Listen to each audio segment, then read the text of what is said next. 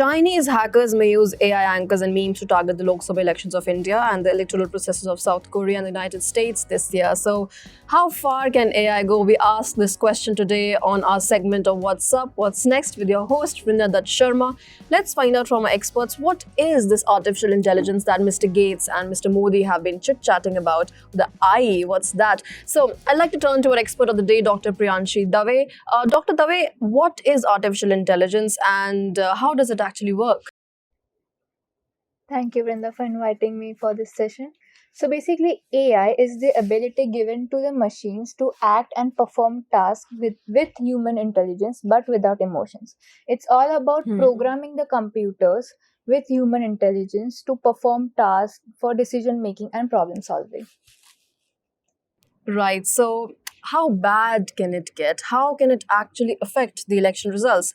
So, for answering this question, we have with us two guests, and one of them is a professor of media studies specializing in that sector, Professor Kesar, and also Dr. Janki, who is a political scientist who's also a keen observer of the technological advancements in the political landscape of the country. I welcome you both.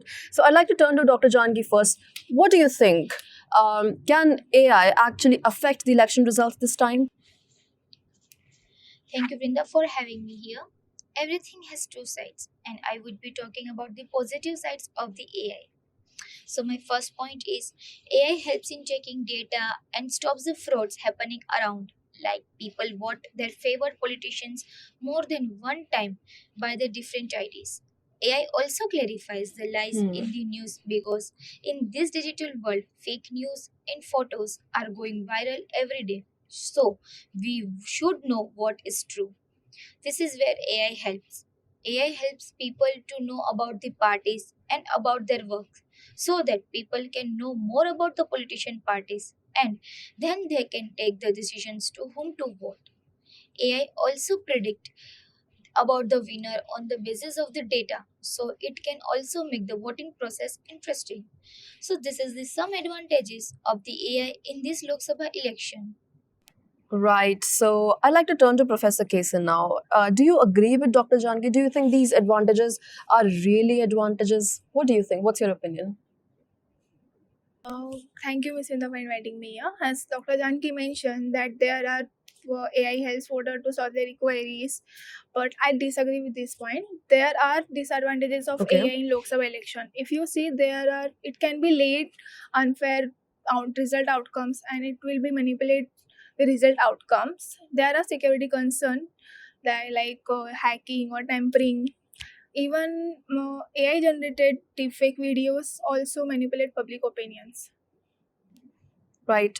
You mentioned about deepfakes, and I really feel that not many people are aware of what deepfakes actually are, or how do they work, or they even exist. So I'd like to turn to expert of the day, Dr. Dave. Can you please explain to our audience what deepfakes actually are? So deepfake is a technology which uses AI to create or manipulate images or videos to make them look like real ones when they're completely fake. It can be done by using one person's face on another person's body and make them say or do things which they never actually did. Right. So is there a difference between an edited video and a deepfake? Yes, the one major difference is the level of sophistication and manipulation involved in these videos. So, deepfake uses machine learning algorithms to replace one person's likeliness on another one and make it more real in a more convincing manner. Whereas in edited videos, it's more of a basic modification like color correction or text adding without changing the subject's identity. Right. So, if I'm understanding this correctly, is it like creating anything out of anything?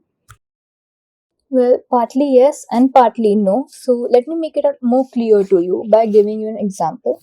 So imagine you have a magic pen which can draw someone's face perfectly on a paper.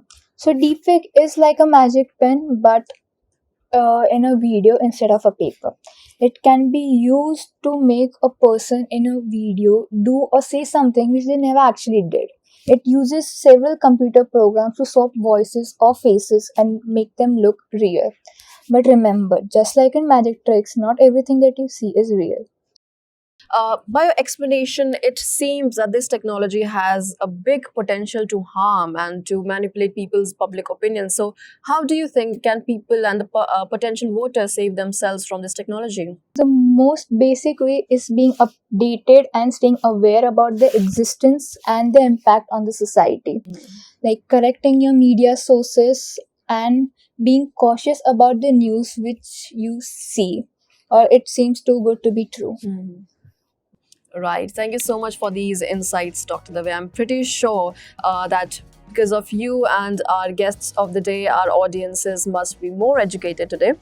Thank you so much for joining me today on this segment. And I'm also very grateful to this audience who's very informative and is seeking to educate themselves on such topics of burning issues, especially when the elections are nearby. I hope you got something out of it. I'll see you in the next segment. Do make sure that you tune in that as well and do vote.